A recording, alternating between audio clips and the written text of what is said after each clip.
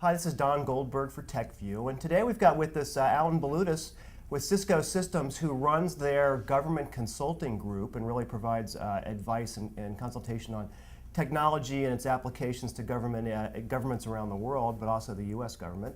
And Alan is a former high-level federal official, was a CIO at a major agency in his previous career. Alan, thank you for being here. Thanks for having me, Don. Now, I understand you've got a major report coming out that was a collaboration between a lot of experts on government agencies and technology that focuses on the Obama administration and their management agenda.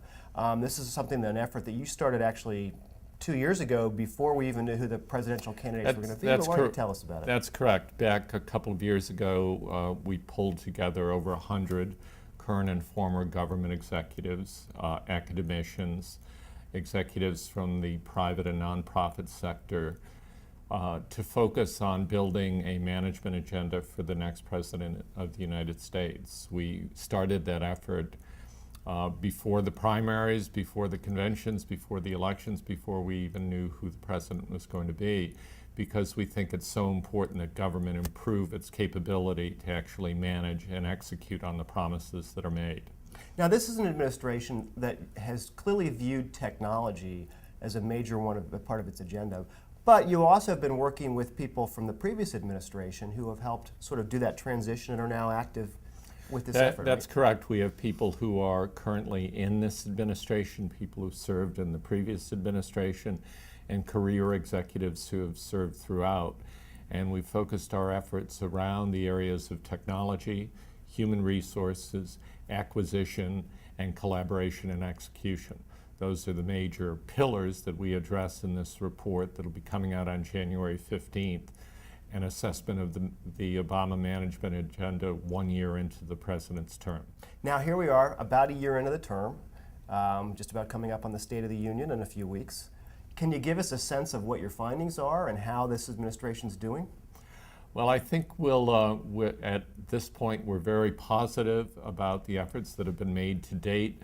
All the signals look good, number of very strong appointments, but the devil will be in the details and the results. So at this time, we're probably giving this administration a strong B with the potential for something better depending upon their performance. Well, my guess is that a strong B is probably a pretty good grade considering the obstacles and challenges that any administration has when it comes to coming in and really addressing issues that are important but perhaps not on the front page. Well, we think it's a fair and solid grade. We didn't want to jump on the bandwagon of so many others who have given some key officials the management and technology version of the Nobel Peace Prize based only on promises so far, but we're very encouraged by what we see.